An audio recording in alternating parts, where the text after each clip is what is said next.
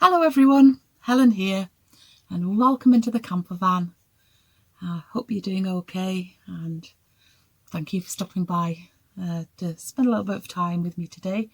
And today I am taking you on a trip to Scotland and to an area that we actually went to less than a couple of years ago, and we enjoyed it so much that we said, right, we're definitely going to go back. And so yes, we were making a return visit. Last time we went it was July, I think, and so quite a bit warmer time of year. And this time we went in February 2024, just in case you're watching this in the future. And yes, it wasn't especially warm, but the weather was rather kind to us, and we did have a lovely time. We decided, especially as it was February and lots of places were not yet open, still out of season, that we decided just to take things easy and just go slowly, not rush about, and just have plenty of time to relax and just appreciate being out and by the sea. And we did have a nice time. So yeah, let's go. No more waffle, let's go. So we set off late on a Wednesday morning, and we left Durham, where we live, and headed north towards Fife. And that is the peninsula that sticks out between Edinburgh and Dundee.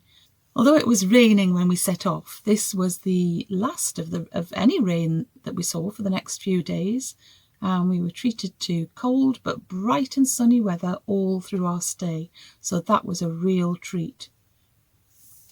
We stopped off for lunch in a tea room in the Northumbrian village of Wooler. The food in the cafe was good, but the service was very slow, and we were there for much longer than we'd really hoped. However, we stretched our legs a bit afterwards by strolling through the village. Unfortunately, the excellently named Wooler Wool Shop was closed, or maybe that was a good thing really, and soon we were on our way again, crossing into Scotland at the village of Coldstream, and then onwards to the Edinburgh Ring Road, and eventually across the majestic Forth Road Bridge, which I make no apology for showing you each time we cross it. It's just such a beautiful bridge, and I always feel quite mesmerised by it. I really love it. It was almost dark by the time we reached Fife, and we headed for a place where we'd overnighted on our previous visit in the bay at Burntisland, next to the leisure centre, and with uninterrupted views of the sea. We had a meal in a rather average Indian restaurant, though our food was nice enough, and then, along with our woolly travel companions, we settled down for the night, and I wrote in my diary as I do every night. It's not surprising that this is quite a popular spot. The views across the bay here are just lovely, and I think there were 4 or 5 other vans with us in the car park overnight. We were only a short walk away from some well-maintained public toilets, and we also had the Fife Coastal Path right on our doorstep. We took advantage of both of these things once we'd had breakfast, and although there was quite a chilly breeze, it was wonderful to be out in the sunshine.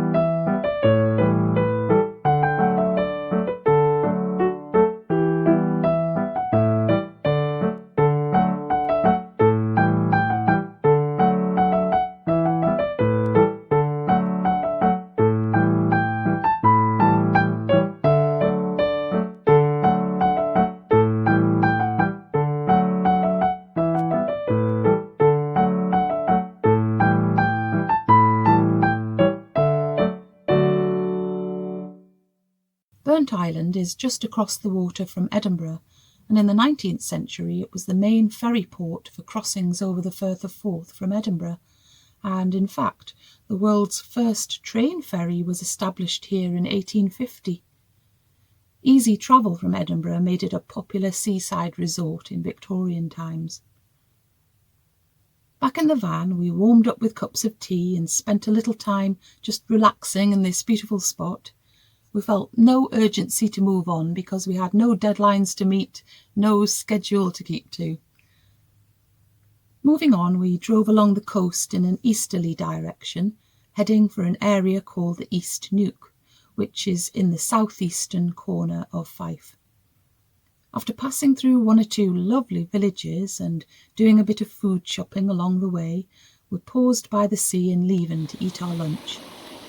As we often have, it was a simple meal of crusty bread and cheese, plus a bit of buttered malt loaf. Having studied the map, we were intrigued by one of the place names that we saw, Kilconquhar, and decided to pay it a visit, simply because we liked its name. An information board in the village told us that there have been lots of different spellings for this place over the years. No one can quite agree on how the name came about. It's a pretty little place with lots of old cottages and a pub, as well as a fine church. The church was built in 1821, next to the site of the original 12th century church, and apparently it was made to seat 1,035 people. Behind the church is a small loch where it's said that when witches were drowned there in the 1700s, the large population of swans flew away, although I did spot a small number of swans there. We continued on our way until we reached the seaside village of Eely. We'd been here the last time we came, and we knew it would be a lovely spot to while away the rest of the afternoon, with the van being warmed by the sunshine.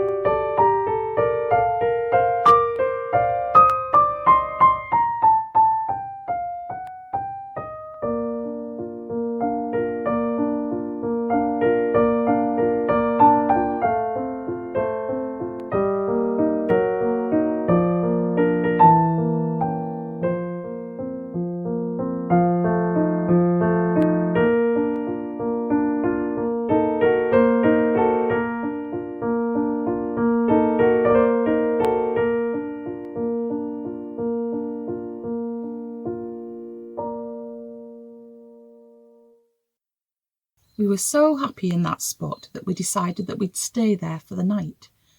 There are 7 bays here that allow overnight stays on payment of £10, which includes the use of a toilet which stays open through the night. As the sun went down and the wind got stronger and the temperature much cooler, we walked down into the village to find a nice warm pub to spend the evening in. And we soon came upon the Ship Inn, which was just the cosy place we'd hoped for. It's a very smart pub with very friendly staff and stylish toilets. I think toilets say a lot about a place. And I took my crochet with me to keep me busy while we waited for our food. Though actually it came quite quickly, despite the place soon filling up with people. I had local smoked haddock mornay in the tastiest cheese sauce, topped with a poached egg and accompanied by a crispy salad, and Phil had an equally delicious burger.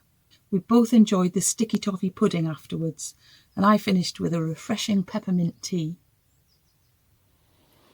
I loved waking up right next to the seashore and hearing the waves. Well, I always do.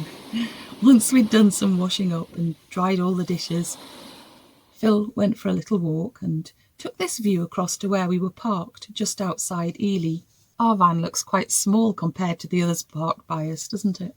We then left this lovely location at Eely and set off further along the coast, heading for a village called Crail, which you can see here on the map. The road hugged the coast most of the way, and we soon arrived in the centre of Crail village. The community here developed around the harbour and a 12th century castle that was built by King David I as the seat of the royal sheriff of Fife, though the castle was in ruins by the 16th century and very little of it can be seen today. Crail is actually one of Scotland's oldest royal boroughs and got its first royal charter in 1310 from King Robert the Bruce. There's a toll booth here, built in 1598, that once incorporated a prison. It now houses part of a little heritage museum. All around the village you can see traditional East Neuk houses that have stairs running up the outside of the house, and with gables described as crow-stepped or corby-stepped, maybe influenced by Crail's former trading connection with the Netherlands.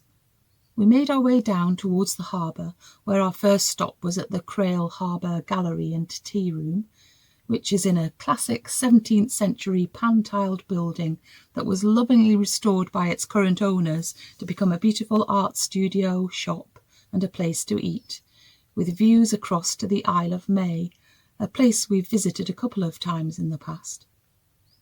The flagstone floor and bare stone walls are original, as are most of the ceiling beams. I loved it in here, and I would definitely recommend calling in if you're ever in the area. I had a lovely time browsing in the shop, and I'll show you a bit later what I bought.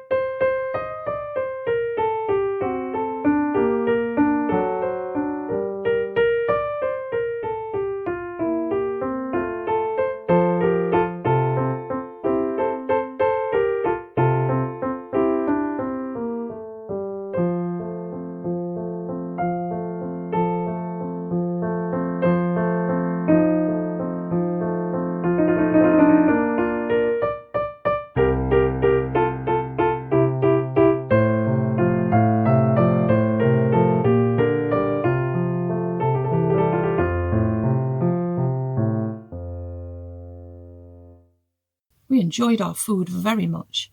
I had local hot smoked salmon and salad, which was really nice, and Phil loved his Thai lemon and chicken soup.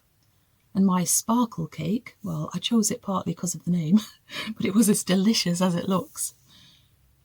It was then time to brave the icy winds, and we strolled down the steep hill into the harbour. Originally there was just one harbour wall to give protection from the easterly winds, and it's believed to have been built by the Dutch. Then the West Pier was added in the early 19th century, designed by one of the famous family of Scottish engineers, Robert Stevenson, grandfather of Robert Louis Stevenson.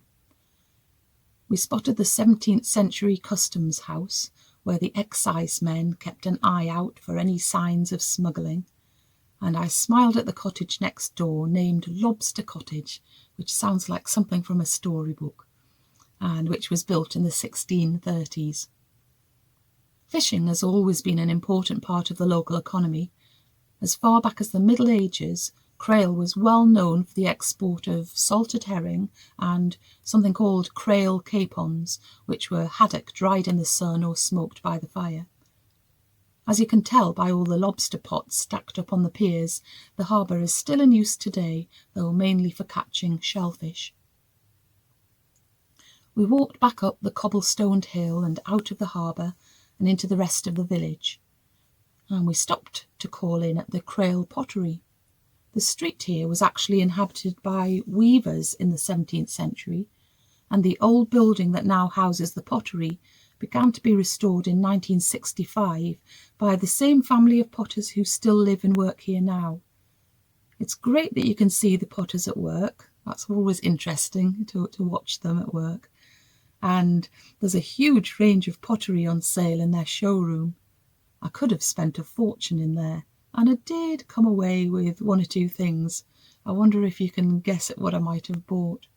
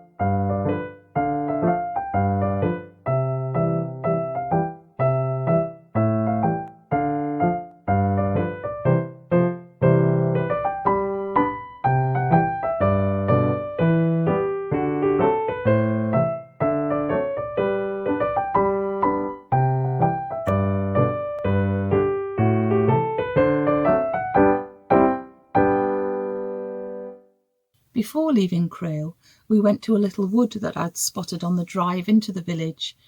I never can resist a good display of spring flowers.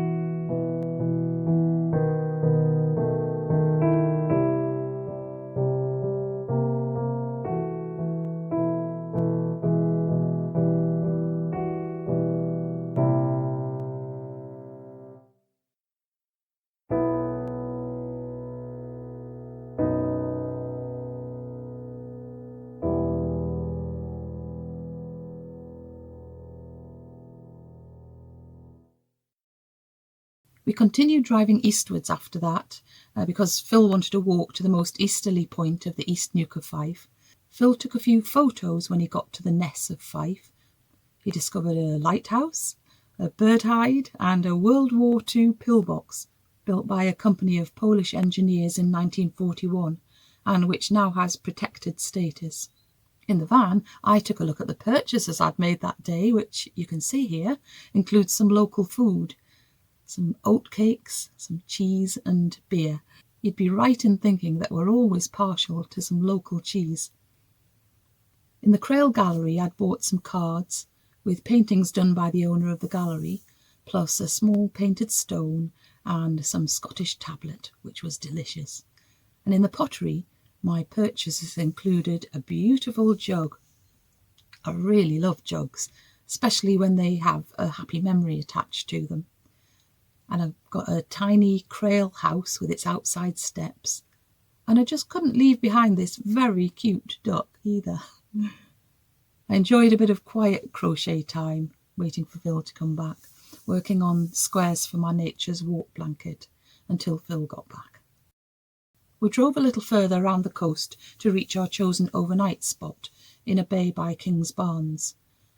It's another popular spot for overnighters, quite understandably, with the beach being so close by and a handy 24-hour public toilet. It's rather a puddly car park, although the warden on duty said that it was due to be resurfaced the following week. There's also a sauna available, though I didn't indulge on this occasion. We stood outside and appreciated the full moon and the dimming light, then had one of my very favourite basic van meals, bacon butties, for our tea. I like my bacon very crispy, and on this occasion I was pleased with the addition of some gorgonzola cheese. Oh, it was really, really nice.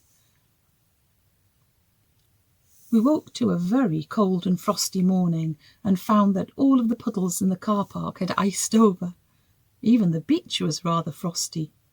However, we'd been warm and snug in our sleeping bags and made use of the van heater as we got ready for the day.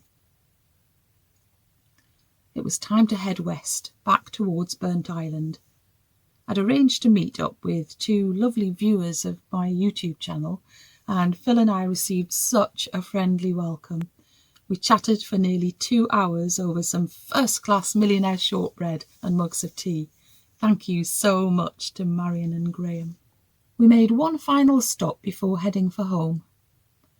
Abida Castle has been on this spot since the 1100s and was added to over the following centuries. For fans of Outlanders, this castle was apparently featured in the first series. From the 1400s it came under the ownership of the influential Douglas family, the Earls of Morton. The fourth Earl, James Douglas, acted as regent from 1572 on behalf of King James VI, son of Mary Queen of Scots, and he governed as regent for 6 years. Ultimately, though, James Douglas was accused of murdering James VI's father, Lord Darnley, and he was executed in 1581. A later Earl, William Douglas, was one of the richest and most respected men of his time, and he made sure that everything about his castle gave the right impression of his wealth, culture and importance. An excellent example of this was the large dewcot in the garden. A dew is a pigeon. It's impressive in size and design and has about 600 nesting boxes inside. Pigeons were used as a source of meat and eggs and also fertiliser. And on the outside, the projecting bands of stone were supposed to deter rats from climbing up and stealing the eggs.